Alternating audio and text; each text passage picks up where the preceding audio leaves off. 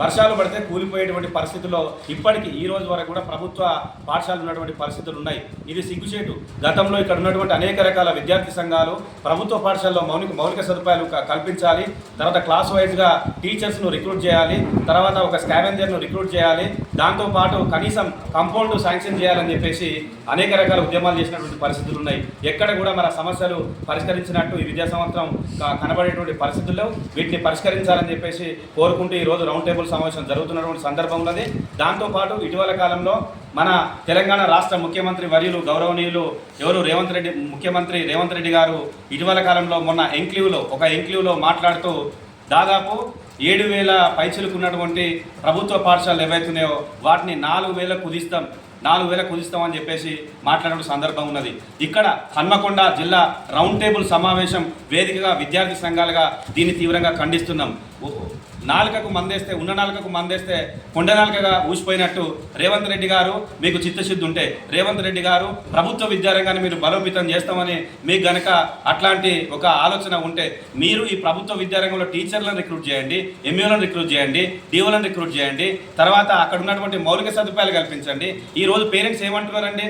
పేరెంట్స్కి కావాల్సింది ఏంటి? ప్రభుత్వ పాఠశాలలో ఇంగ్లీష్ కావాలి, మా కఠినత్వం కావాలి, ప్రభుత్వ టీచర్స్ ఎవరైతున్నారో వాళ్ళ టైంకు హాజరు కావాలి అని వాళ్ళు కోరుకున్నటువంటి సందర్భం ఉన్నది. నువ్వు అధ్యయక వాస్తవంగా ఏ మాట కామాట గత ప్రభుత్వం ఉన్నప్పుడు కూడా బడిబాట అని చెప్పేసి కొన్ని నిధులు కేటాయించి అరకోర ఎంతో కొంత సదుపాయాలు కల్పించినటువంటి పరిస్థితి ఉన్నది.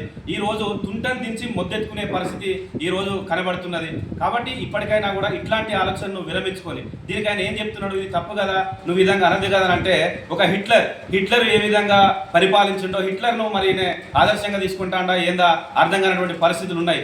అట్లెట్లా నేను 4,000 కుదించి నేను వాటికి ప్రైవేట్ స్కూల్ లెక్క బస్సులు ఇస్తా, లేకపోతే ఇన్ఫ్రాస్ట్రక్చర్ ఇస్తా, లేకపోతే ఎన్విరాన్మెంట్ని ఇస్తా, డెవలప్ చేస్తా అని చెప్పేసి అంటున్నాడు. ఇది సిగ్గుమాల చర్య. ఒక తెలంగాణ రాష్ట్ర ముఖ్యమంత్రిగా ఉండి మరి నీకు అవగాహన లేదా? మరి నీకు ఎవరు డైరెక్షన్ ఇస్తున్నారు? మరి నీకు ఏం అవగాహన ఉన్నదో మాకు అర్థం కానటువంటి పరిస్థితి. కింద మేధావులు, విద్యార్థి సంఘాలు, కవులు, కళాకారులు, తల్లిదండ్రులు మొత్తం నవ్వుకుంటున్నటువంటి పరిస్థితి ఉన్నది.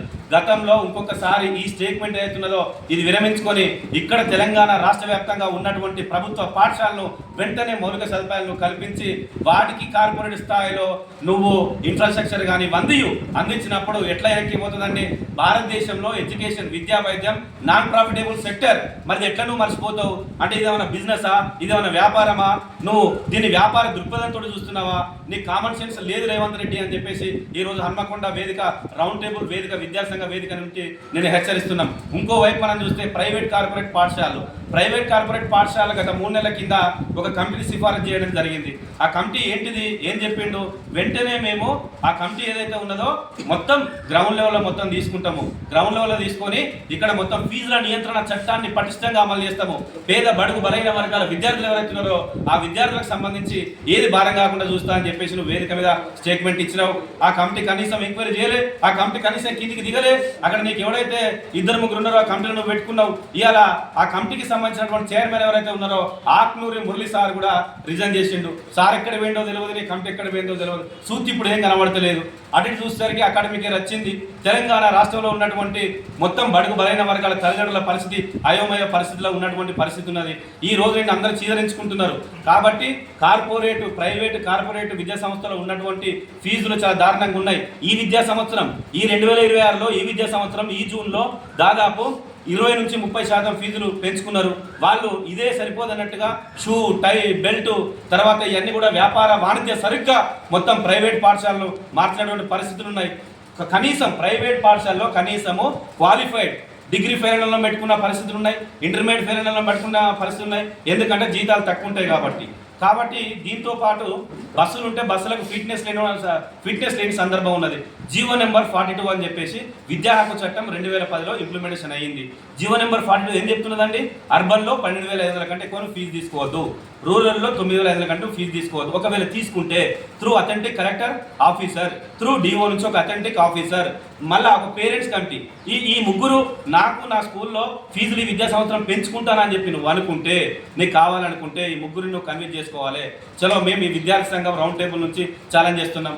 ఈ ఉమ్మడి వరంగల్ జిల్లాలో 400 పైచీలకు ప్రైవేట్ కార్పొరేట్ పాఠశాలలు ఉన్నాయి.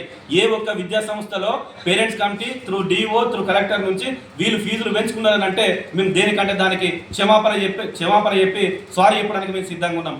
ఏ ఒక్క పాఠశాలలో కూడా ఆ ప్రభుత్వ నిబంధనలు అమలు చేస్తున్నటువంటి పరిస్థితులు లేవు. జీవో నెంబర్ 91 ప్రకారం ఈటెక్ను డీజీ ఒలింపియాడ్ను పెట్టొద్దు, ఆ జీవో అమలు ఉన్నది. మరి ఆ జీవోలో అమలు ఉన్న జీవో ఏదైతే ఉన్నదో దాన్ని అసలు అమలు చేయనివాడు. విద్యాధికారులు ఏం చేస్తున్నారు, ప్రభుత్వం ఏం చేస్తున్నారు, ఎమ్మెల్యేలు గుడ్డి గుర్రాల పళ్ళు తోముతున్నారు అని చెప్పేసి ఈ సందర్భంగా మేము అడుగుతున్నాం. ఇది ఒక ఆవేదన పూర్వకంగా మేము మాట్లాడుతున్నాం తప్ప ఏదో విమర్శ కోసం విమర్శించేటువంటి పరిస్థితులు కాదు.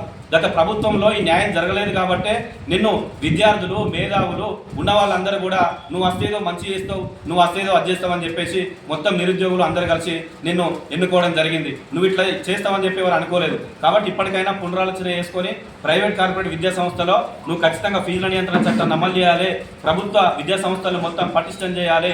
చేయకపోతే పెద్ద ఎత్తున ఈ రౌండ్ టేబుల్ సమావేశం ఏఐఎస్ఎఫ్ ఆధ్వర్యంలో జరుగుతున్నది.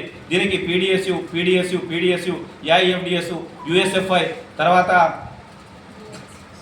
డిఎస్యు తర్వాత సైంటిఫిక్ స్టూడెంట్ ఫోరం ఇట్లా అనేక రకాల టీఆర్ఎస్వి ప్రధాన ప్రతిపక్షం టీఆర్ఎస్వి ఇట్లాంటి సంఘాలన్నీ హాజరై ఈరోజు చర్చిస్తున్నాం. భవిష్యత్ కార్యాచరణను భవిష్యత్తులో మేము ప్రకటిస్తాం. ఒకవేళ కనుక నువ్వు అమలు చేయకపోతే ఈ వరంగల్ ఉమ్మడి జిల్లాలో ఉన్నటువంటి ప్రజాప్రతినిధులను కూడా బయట తిరగనీయమని చెప్పేసి ఈరోజు హెచ్చరిస్తున్నాం.